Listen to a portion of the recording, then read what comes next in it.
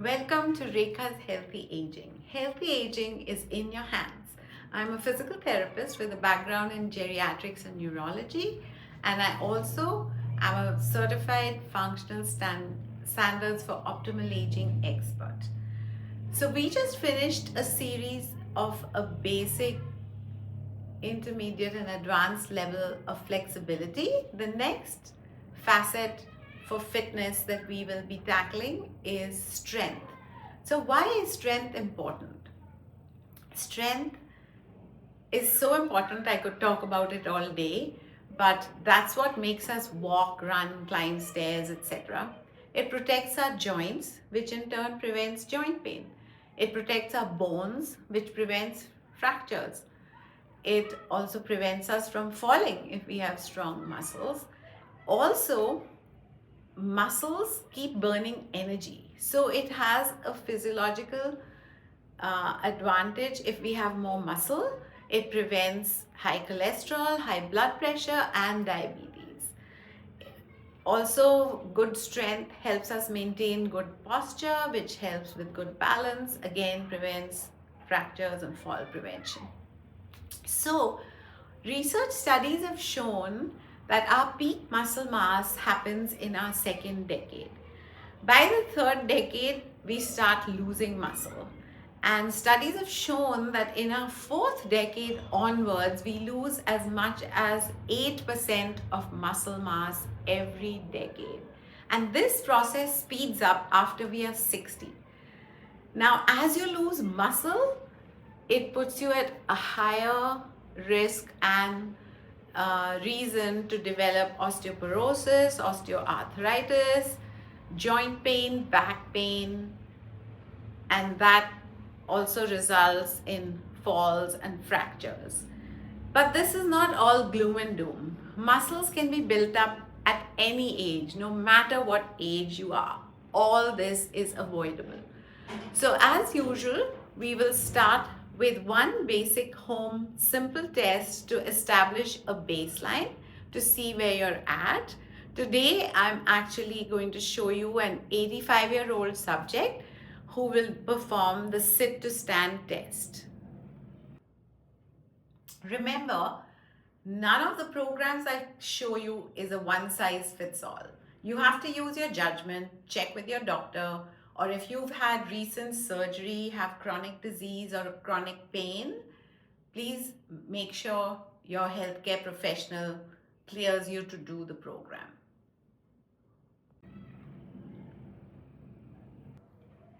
I'm going to show you today a general lower extremity or leg strength test, which can be done very simply at home. All you need is a chair, a timer, and a chair that measures 17-inch seat height from the floor.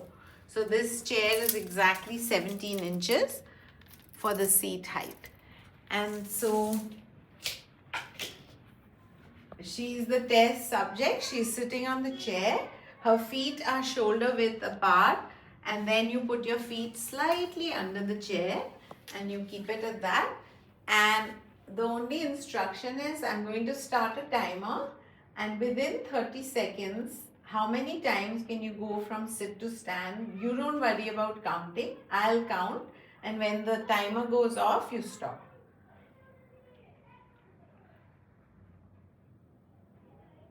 So go ahead and stand up.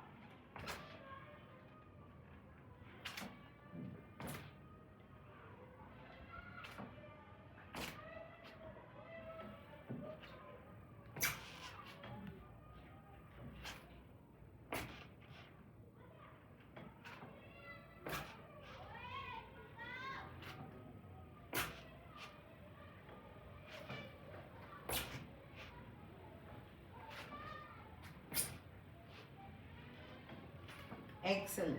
Thank you. So she did it 9 times, and I will just compare on a chart. I'll show you to see whether she's average, above average, or below average for her age and her gender. Thank you. As you can see on this scoring table, that for a female who's 85 years old, as compared to age-related healthy peers, she should be able to do 11 sit to stands and she did 9. So she's a little below average for her length, for her age. Now that you're familiar with the stretching routine, as I explained, you have to do the dynamic stretch and then the static stretch. You are now ready to start your strengthening program. So in this episode, I will be just showing you a very basic level for people who are not used to doing any strengthening exercise. I'm also showing you a program that you have no excuses not to follow. You need no equipment. You can do this at home. You can do this on the road, wherever you may be, since it's so simple and there's no equipment needed. The very first one I'm going to show is what's called a wall push-up. This is a great entire body exercise. It focuses a lot on upper body strength, but also core strength. So if you're not used to exercising, doing a regular floor push-up is very hard. You can start with this. You put both your hands on the wall, shoulder width apart. You keep your feet also shoulder width apart, about 2 or 3 feet from the wall. The closer to the wall you are, the easier it's going to be. The further you are, the more effect of gravity. So your body weight acts as the resistance. So let's say you're about 2.5 feet from the wall. The only thing you have to do is lean into the wall, close to the wall till you're almost touching it, and go slowly in and slowly out with slow controlled movements. Breathe out as you're going in, as you're going back. So breathe out as you're going forwards, go in as you go back. Now, a standard principle for strengthening exercises is the number of repetitions you do and the frequency and duration. So doing 8 to 12 repetitions is shown as adequate to increase strength once you can do 3 sets of 8 to 12. So say we've done 10 right now, then you rest for a minute. Once you're used to it, then the next week you can do 2 sets of 10 repetitions, and then the third week you do 3 sets of 10 repetitions, and you have to do it a minimum of 2 to 3 times a week to have a strengthening effect. It's not like, oh, today my personal trainer is coming and I'm doing my strengthening. Doing it once a week is not going to get you anywhere. Now we'll go to the next exercise.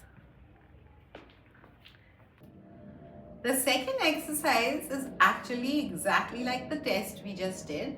It strengthens the entire lower body by doing a functional movement. How many seniors you've seen who cannot get out of a chair? If they sit on a lower surface like a sofa, sometimes they need help getting up. And the worst is once they can't get up off the toilet. So strengthening a functional movement is very important, and it works on the hips, knees, core, all of it together. So you fold your hands, sit closer to the edge of the chair, bend your knees till they're slightly under the chair. So once your body weight is aligned over your feet, you can do the sit to stand easily. So you just do sit to stand. Again, you can repeat it for 10 repetitions. If you find 10 too easy, do 12 repetitions. Once you find one set of 12 easy, rest for a minute and repeat it 12 times. Get to the point where you can do 3 sets of 12, and then you can progress to my level 2 exercises. So this one series is called the simple 6. The next series will be called the standard 6, which is the intermediate level.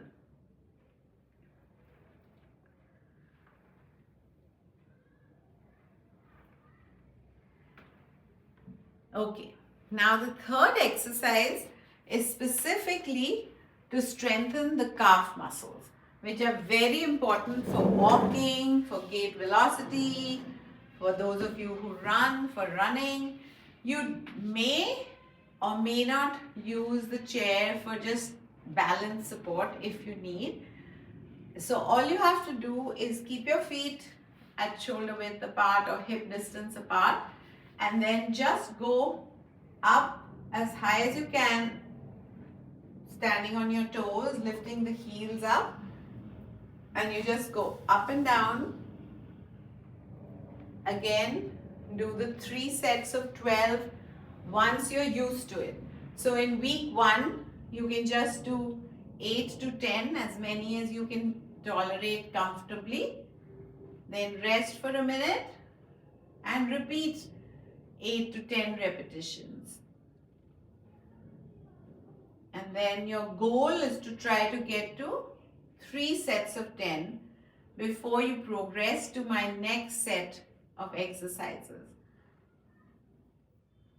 So if you are somebody who's never done strengthening exercises, you can start with these, and then in a month's time you should be able to reach the intermediate level, as long as you are compliant about doing it 3 times a week. Okay, so that's the third exercise. So the next 3 exercises are going to be on a mat. They could also be on the bed if you have a firm bed, or a carpet. A yoga mat isn't necessary. I just happen to have one. So the first one on the floor, I want you to lie down on your stomach, and these are going to be back extensions. And what you need to do is just lie on your stomach, keep your hands by your side, and I want you to lift your head and shoulders. You could hold your hands behind your back as well. So this is a back extension. As you go up, you breathe in. As you go down, you breathe out. Slowly go up and down. So this is great for back pain prevention, strengthening the back extensors, which also prevents a hunched posture as you get older, since we are always hunching over on a desk or looking at a computer screen and doing things bending forwards all the time. So you go slowly up, breathe in and out. Breathe in and out. You could also squeeze your shoulder blades together, and as you get better and more comfortable, each time you lift up, you try to hold it for a count of 5. 1, 2, 3, 4, 5 and down. And then repeat it 8 to 12 times. Rest for a minute in the second week and try to do 2 sets. And in the third week, you get to 3 sets. So that's the 4th exercise of this series. The next one is to strengthen the buttock muscles, which play an important role in your walking, in sitting, standing, moving, running. So what you have to do for this, you can lie flat or up on your elbows. I'm going to be up on my elbows since I talk a lot, and all you have to do is raise one leg up, hold it 1, 2, 3, 4, 5 and down. Then you can alternate and do the other side. 1, 2, 3, 4, 5 and down.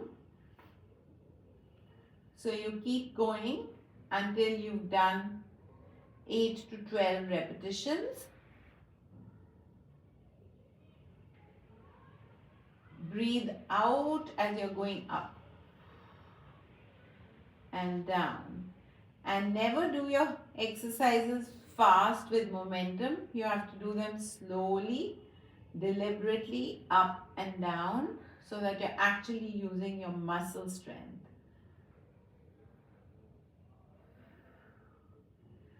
So both these I would call posterior chain exercises, which are extremely necessary as we are going into our 5th, 6th, 7th, 8th decades, because all the movements we do in our everyday life are flexion movements forwards.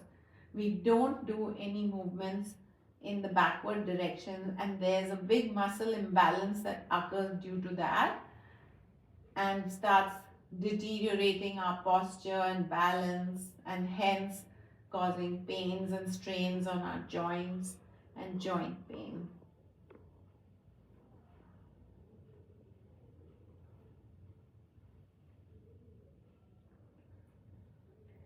Okay, for the last exercise, we are going to lie down on our back with our knees bent. This time we are going to work on strengthening our lower abdominal muscles, which is where people tend to get their pads of fat, and also makes the spine vulnerable to pain. The spine is supported by abdominal and back muscles, and on both sides they need to be strong to prevent back pain and keep a strong core. So for this, what you will be doing is you lift one foot up and then the other one, and you're just going to do a little bicycling in the air.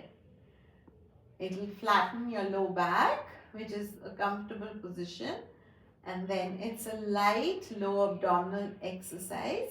So again, see if you can do 10 cycling movements, and after 10 movements you rest for a minute. Once you start finding this easy, like I said, in week 2, then you can do the second set of bicycling movements, and then once you've done 10 revolutions in week 3, you should be able to rest for a minute and repeat that a third time. So you saw the simple 6 exercises. Like I said, try to do 8 to 12 repetitions, rest a minute, repeat another set in week 2 and a third set by week 3. So that's how many times you repeat the exercise, but how many times a week do you do it? A minimum of 2, ideally 3. Never on 2 consecutive days. Alternate 1 rest day in between, because muscles take about 48 hours to recover. And then in my next video, I will show you the intermediate or the standard 5 exercises that will be progressively harder to the ones that you learned today. So look out for the next set. See you next time. Bye bye.